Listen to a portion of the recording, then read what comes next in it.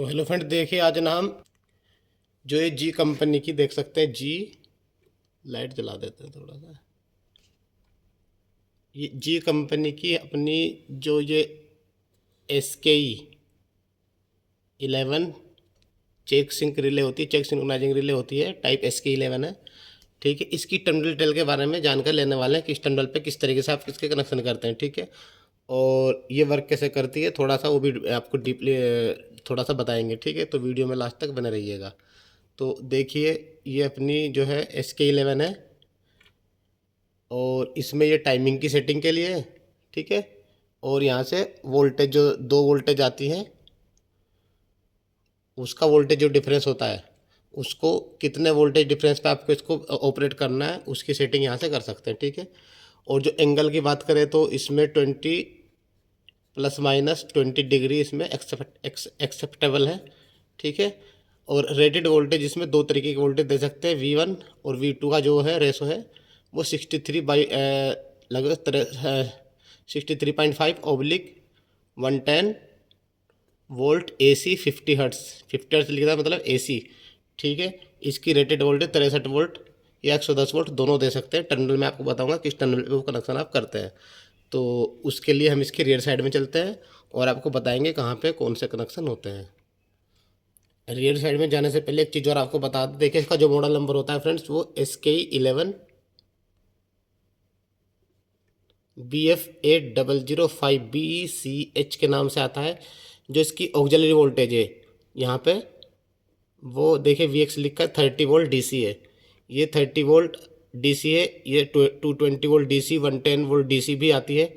जब ये 30 volt DC होती है तो इस पर एक्सटर्नल रेजिस्टेंस की रिक्वायरमेंट नहीं होती। ठीक है, जब इसमें 110 वोल्ट AC DC आती है तो उसमें रजिस्टेंस एक्सटर्नल रेजिस्टेंस लगती है। रेजिस्टेंस इसके साथ निकलती है। ठीक है जी, जो रेजिस्टेंस इसके ना निकलती है वो इसके साथ लगानी होती है। इसके कैटलॉग में भी वो सब कुछ लिखा होता है। 220 वोल्ट जब आती है, 220 वोल्ट DC, उस कंडीशन में भी इसमें फ्रेंड्स यहाँ पे आप इसके साथ रजिस्टेंस लगाएंगे जब इसकी ऑक्सिलरी सप्लाई होगी। अगर रजिस्टेंस नहीं लगाई, किसी कारण से डायरेक्ट वोल्टेज दे दिया आपने 30 वोल्ट से अबो, 48 वोल्ट पे भी इस पर रजिस्टेंस लगती है। 30 वोल्ट DC से अबो यदि आप यूज करेंगे तो रजिस्टेंस लगी, नहीं लगाएंगे तो जो इसकी कॉइल है वो बर्न हो जाएगी, जल जाएगी। ठीक है, उस कंडीशन में ये रिले ना वर्क नहीं करेगी और आपको पता भी नहीं चलेगा, ये जल जाएगी। ठीक है, तो जब रजिस्टेंस इसके साथ निकलेगी वो रजिस्टेंस आपको यूज करनी है एज पर सर्किट, एज पर रिक्वायरमेंट इस रिले की। ठीक है, तो अब चलते हैं इसकी रियर साइड में, आपको बताते हैं कौन से टर्मिनल पे कौन से कनेक्शन करते हैं। तो देखो हम यहाँ पे इसके रियर साइड में आ गए हैं। ये टर्मिनल नंबर है 1 2 3 4, इस तरीके से इसके टर्मिनल डिटेल होते हैं 1 2 3 4 5 6 7 8 9 10। ठीक है, और ये 11 12, ये 11 12 13 14 15 16 17 18 19 20। ठीक है, तो इसमें ऊपर तो ये ऑक्सिलरी सप्लाई का है।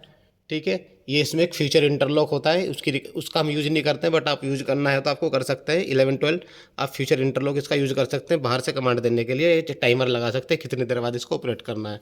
और ये वाला टर्मिनल है जो इसका, ये स्पेयर टर्मिनल है, पे से कोई भी कनेक्शन अंदर नहीं रहता इंटरनल। ठीक है, ये वाला जो एक 1 and 2 टर्मिनल है ये NO होता है, और ये 3 and 4 भी NO होता है। ठीक है, उसके बाद यहाँ पे 5 and 6 63 वोल्ट 63.5 वोल्ट थे जो, वो आप सेंसिंग वोल्टेज यहाँ पे लगा सकते हैं। इसी तरीके से यहाँ पे आप 6 and 5 पे, ठीक है, 6 ये 5 and 6 पे, ठीक है, 63.5 वोल्ट लगाएंगे जो आपकी PT के थ्रू आती है। यदि 110 लगानी है, ठीक है, तो 5 and 7 पे लगाएंगे। ये 5 and 7 है, जैसे कि हमने लगा रखे यहाँ पे हमने 110 यूज किया है। यदि इसी तरीके से यहाँ पे 8 and 9, ये 8 है, ये 9 है, 8 और 9 पे क्या लगाएंगे आप 63.5 वोल्ट। सेकंड सोर्स, ये फर्स्ट सोर्स था, ये 5 6 7 ये फर्स्ट सोर्स के लिए यूज करेंगे।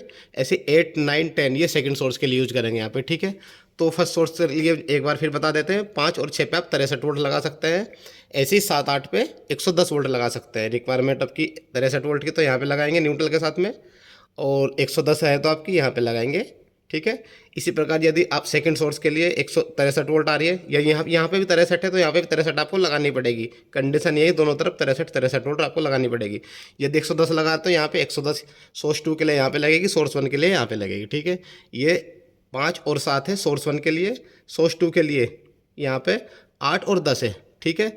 यदि सोर्स 1 का न्यूट्रल है, एक बार फिर बता देते हैं, 5 और 6 लगाना है। यदि सोर्स 2 का फेज और न्यूट्रल है तो 8 और 9 लगाना है, ठीक है। 8 पे न्यूट्रल आएगा, यहाँ पे फेज आएगा, ऐसे यहाँ पे 5 पे न्यूट्रल आएगा, 6 पे फेज आएगा, ठीक है। यदि आप फेज और न्यूट्रल लगा रहे हैं, बाकी आप जिस तरीके से यहाँ पे हमने 5 नंबर पे यहाँ पे देख सकते हैं फेज ये आर लगाया है, इस प्रकार आप 8 पे आर लगाएंगे। 7 पे हमने वाई लगाया, आप 10 पे वाई लगाएंगे। तो यदि आप इसको चेंज कर देंगे तो उस कंडीशन में भी इसका फेज सीक्वेंस चेंज हो जाएगा और ये वर्क नहीं करेगी, ठीक है। यहाँ पे देखिए सेंसिंग वोल्टेज है, ये सॉरी ऑक्सिलरी वोल्टेज है, यहाँ पे प्लस ही लगाना है। यदि आप उल्टी लगाएंगे सप्लाई पॉजिटिव और नेगेटिव तो उस कंडीशन में भी ये वर्क नहीं करेगी। तो ये आपको सारी चीज़ें इसमें ध्यान देनी है, ठीक है जी। तो वीडियो अभी फ्रंट में चलते हैं, देखिए ये वाला, देखिए ये वोल्टेज डिफरेंस है। यदि आप जो इसका फेस सीक्वेंस है चेंज कर देंगे तो यहाँ पे इसका वोल्टेज डिफरेंस बहुत ज़्यादा हो जाएगा, तो उस कंडीशन में वर्क नहीं करेगी, ठीक है। और ये देखिए स्लिप, ये टाइमिंग की सेटिंग थी 0.5 से 30 सेकेंड और ये स्लिप है, ठीक है। देखिए परसेंटेज में 0.45, 0.22, 0.15, 0.11, 0.09, 0.07 की स्लिप इसमें परसेंटेज में इतनी एक्सेप्ट रहती है टाइमिंग के अकॉर्डिंग। यदि 3 सेकंड करेंगे तो 0.07 सेकंड के बाद इसका जो कॉन्टैक्ट है चेंज ओवर करेगा। देखिए ये रिले होती है, ये रिले इस तरीके से पिक हो जाती है। ये जैसे इसमें वोल्टेज डिफरेंस कम से कम ही रखना होता है, जितना वोल्टेज आएगी 110 आ रही तो दोनों साइड से 110 पे वोल्टेज 4 या 5 या 6 वोल्ट डिफरेंस रहेगा, तो उस कंडीशन में क्या होगा, ये ऐसे ऑपरेट हो जाएगा। ऑपरेट होगा, देखिए यहाँ पे कॉन्टैक्ट चेंज ओवर कर रहा है, यहाँ पे देखिए ये देखो 2 कॉन्टैक्ट है, दोनों एनो है, एक ये वाला एक ये वाला। देखिए जैसा कि मैंने आपको बताया था 1 2 और 3 4, 1 2 और 3 4, देखो 2 एनो कॉन्टैक्ट है। एक फीडबैक में आप कहीं मतलब सर्किट में आप कहीं भी यूज कर सकते हो दोनों कॉन्टैक्ट से। जैसे इसमें सप्लाई आएगी इस तरीके से पिक हो जाती है, इसमें ऑक्सिलरी सप्लाई रहनी चाहिए 30 वोल्ट डीसी, ठीक है। तो और सेंसिंग वोल्टेज जब आएगी तो ये ऑटोमेटिक इस तरीके से ऑपरेट हो जाएगी, ठीक है जी।